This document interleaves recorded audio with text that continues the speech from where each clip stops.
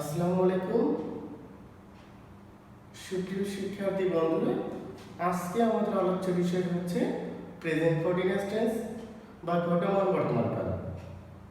The tense which indicates an action is continuing or going on, that is called present continuous tense. যে tense দ্বারা কোনো কাজ বর্তমানে চলছে বা ঘটছে এইরূপ বোঝায় তাকে প্রেজেন্ট কন্টিনিউয়াস টেন্স বলা হয়। প্রেজেন্ট ইনডিফিনিট টেন্স আর প্রেজেন্ট কন্টিনিউয়াস টেন্সের মধ্যে ডিফারেন্স হচ্ছে প্রেজেন্ট ইনডিফিনিট টেন্স দ্বারা কাজটি বর্তমানে চলছে কিনা এইরূপ বোঝা যাবে না। যেমন আমি যদি বলি আমরা স্কুলে যাই, উই গো টু স্কুল, এটা কিন্তু প্রেজেন্ট ইনডিফিনিট টেন্স, কারণ আমি এই মুহূর্তে স্কুলে যাচ্ছি কিনা সেটা বোঝা যাবে না। এটা হচ্ছে আমার সাধারণ ঘটনা আমাদের, যে আমরা সাধারণত স্কুলে যাই। কিন্তু যদি বলি we are going to school, আমরা স্কুলে যাচ্ছি, কাজটি বর্তমানে হচ্ছে, তখন এটি প্রেজেন্ট কন্টিনিউয়াস টেন্স বলে পরিগণিত হবে। ফ্যানটি ঘুরে, the fan rotates, present indefinite tense, but the fan is rotating, that is present continuous tense. Have you understood? Because present indefinite tense indicates the general action. On the other hand, present continuous tense indicates the action is going on or is continuing, চলছে এই বোঝাবে বর্তমানে। তবে ক্ষেত্র বিশেষে একটু পার্থক্য হতে পারে, এরকম যে তুমি যদি ক্রিটিক্যালি আবার মনে করে এরকম যে তুমি যদি বলো যে আমি বই পড়ছি, এখন আই এম রিডিং, যখন তুমি এই কথাটা আমাকে বলো, কিন্তু তখন তো তুমি বই পড়ো না, বলার মুহূর্তে নাও হতে পারে, suppose on painter is telling I am painting, but while he tells it, absolutely that time he is not painting, right? But বলার মুহূর্তে না হলে এটি প্রেজেন্ট কন্টিনিউয়াস টেন্সের অন্তর্ভুক্ত হবে, কারণ কাজটা চলছে। তো যাই হোক, প্রেজেন্ট কন্টিনিউয়াস টেন্স আমরা বাংলায় কিভাবে চিনব? বাংলা ক্রিয়াপদ দেখে চিনতে হবে। বাংলা ক্রিয়াপদের শেষে থাকবে হচ্ছে তেসি, তেসো, তেসেন, আর এগুলো সাধু দশায় থাকবে, যেমন করিতেছি, যাইতেছি, করিতেছো, যাইতেছো, করিতেছেন, যাইতেছেন, আর সি সেন, এগুলো হচ্ছে, আর এগুলো সবগুলো হচ্ছে আপনার চলিত ভাষায় থাকবে। যেমন যাচ্ছি, যাইতেছি, এটা আমরা বলতে পারি যে করছি, করছো, করছেন, আর এখানে যাচ্ছে, যাচ্ছি, যাচ্ছেন, এরকম ক্ষেত্রে এগুলো চলিত ভাষার ক্ষেত্রে দেখা যাবে যে এরকম থাকবে। তো এগুলো হচ্ছে বাংলা ক্রিয়াপদ দেখে চেনার উপায়। এখন আমরা যাব যে এর স্ট্রাকচারটা কিরকম হবে, প্রেজেন্ট কন্টিনিউয়াস টেন্সের স্ট্রাকচার। আমরা যদি স্ট্রাকচারের দিকে খেয়াল করি, যে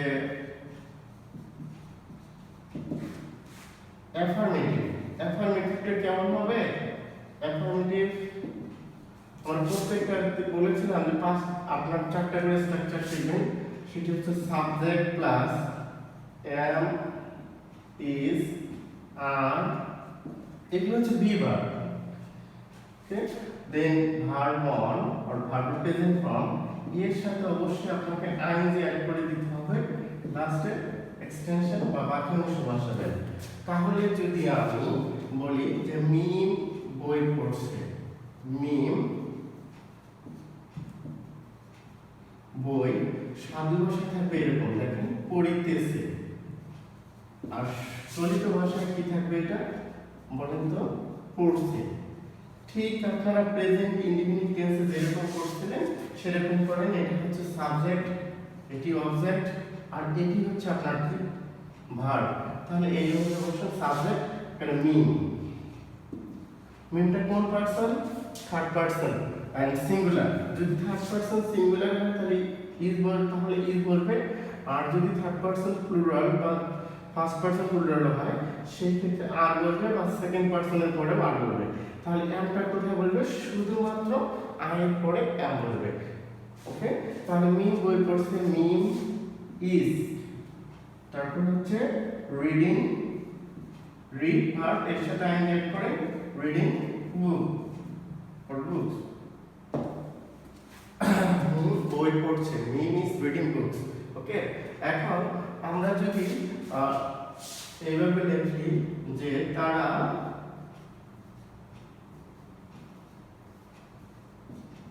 ফুটবল খেলছে, তারা ফুটবল খেলিতেছে, অথবা কি বলতে পারি খেলছে, খেলছে যদি বলি তাহলে দে, সাবজেক্ট হচ্ছে দে, এখানে কি নির্ধারণ করবে সাবজেক্ট দে খেলছে, বাট কিন্তু দে হচ্ছে থার্ড পারসন হলেও এটা কিন্তু সিঙ্গুলার না, এটা হচ্ছে প্লুরাল।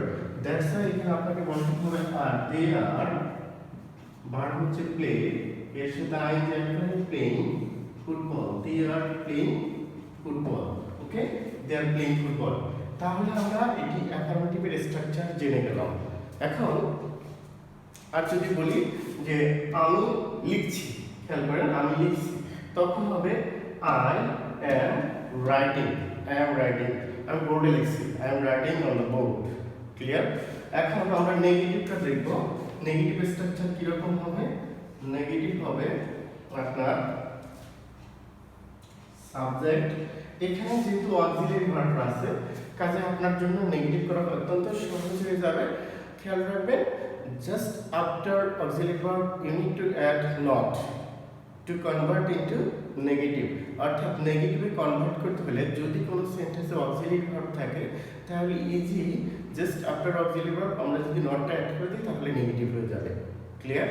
তাহলে আমরা এটা বলবো subject plus am is are plus not plus be1 ing যথারীতি সবগুলো জায়গায় দিতে হবে, সব জায়গায় দিতে হবে এক্সটেনশন।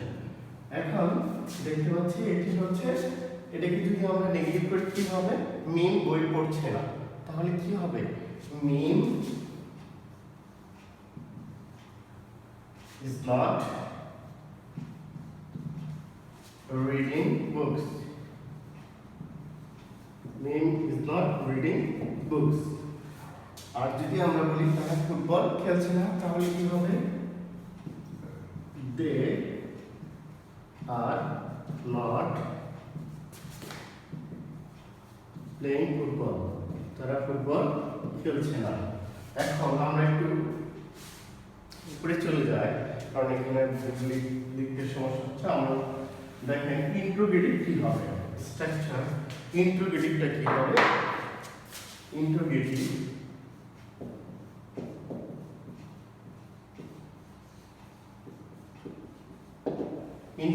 হবে, এই যে বলেছিলাম এগুলো হচ্ছে অক্সিলারি ভার্ব, এগুলো জানা থাকলে খুব সহজ হয় জানেন।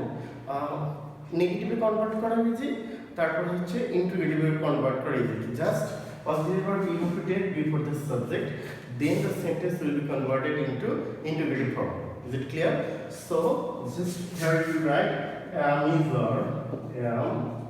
is or plus subject beyond and the plus extension. Since it is interrogative sentence, plus the both you need to give a question mark or word of interrogation sign. So if I write মিম কি বই পড়ছে? মিম কি বই পড়ছে, তাহলে এটা হবে is. প্রথমে যেহেতু এখানে আপনি অ্যাড করেন, দেখেন সাবজেক্টটা আগে অক্সিলারি ভার্ব দিতে হবে ইজ, মিম, তারপর ভার্ব আনবেন read, ING, is meme reading books. Okay, is meme reading books? or এখন যদি বলেন তারা কি ফুটবল খেলছে, তারা কি ফুটবল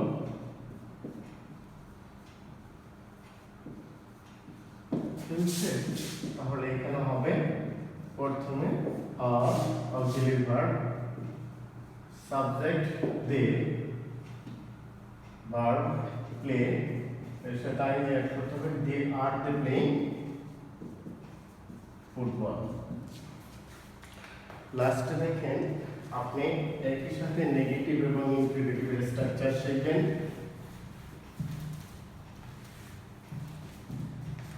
নেগেটিভ এবং ইন্টিগ্রেটিভ স্ট্রাকচার শিখবেন। নেগেটিভ ইন্টিগ্রেটিভ এটির স্ট্রাকচার হচ্ছে প্রথমে অ্যামিজার থাকবে, তারপর সাবজেক্ট, তারপর নট, দেন আপনাকে ভি অন দিয়ে এখানে কি করতে হবে, আইনজেড করতে হবে এবং লাস্টে এক্সটেনশন দিয়ে আপনার কোশ্চেন মার্ক দিতে হবে। যেমন মেহেদি বই পড়ছে না, তাহলে কি হবে, এরকম দেখেন, মিম কি বই পড়ছে না, তাহলে হবে ইজ, সাবজেক্ট হচ্ছে মিম, এখানে তো আটকে গেলাম। দেখেন আপনাদের সেই দিন শিখিয়েছিলাম প্রেজেন্ট ইনডিফিনিট আমি বলেছিলাম যদি নাউন হয় তাহলে নটটা কিন্তু পরে বলবে না। তো আমি যে দেখাচ্ছি আপাতত, is Meem not reading books. দেখেন এইখানে কিন্তু নটটা আমি পরে লিখছি স্ট্রাকচার অনুযায়ী এটাই, বাট খেয়াল রাখতে হবে যখনই নাউন হবে তখনই নট পরে না বসে সামনে চলে আসবে, অর্থাৎ হবে is not Mim reading books, অর্থাৎ নটটা এখানে না লিখে এইখানে লিখতে হবে, is not Mim reading books. আর বর্তমান আধুনিক গ্রামারগুলোতে, মডার্ন গ্রামারগুলোতে এই ফর্মাট ব্যবহার করা হয় না, ডিরেক্টলি এগুলোকে শর্ট ফর্ম করা হচ্ছে, যে নটটা প্রথমে নিয়ে আসা হচ্ছে, তখন এটা হচ্ছে ইজন্ট, আরন্ট আর এম আই নট। আমরা আরেকটা ব্যতিক্রম দেখাই, আগে দেখি তারা কি ফুটবল খেলছে না, তাহলে এটা করে দেখে একটু, তারা কি ফুটবল খেলছে না, তারা কি ফুটবল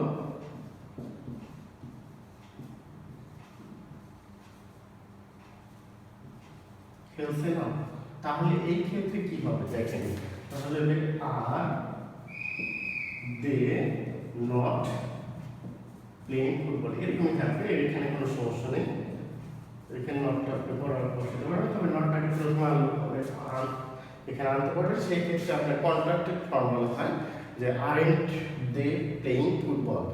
এখন ব্যতিক্রম হচ্ছে যদি আমি বলি যে আমি কি কাজটি করছি না, আমি কি কাজ করছি না, কাজ করছি না, দেখেন এই সেন্টেন্সটা কি করতে হয়, যদি আমি এই স্ট্রাকচার অনুযায়ী আমি লিখি তাহলে হবে am I not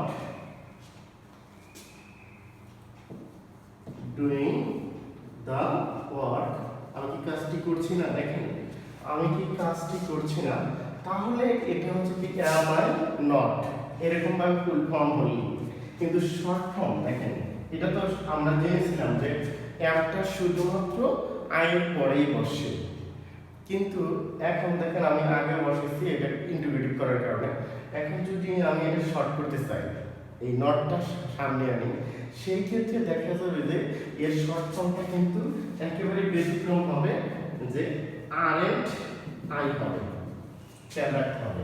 M I নটের short form কি, আরএন্ট আই, কি বলেছি বলেন তো, এম আই নটের শর্ট ফর্ম হচ্ছে আরএন্ট আই হবে, যে ক্লিয়ার।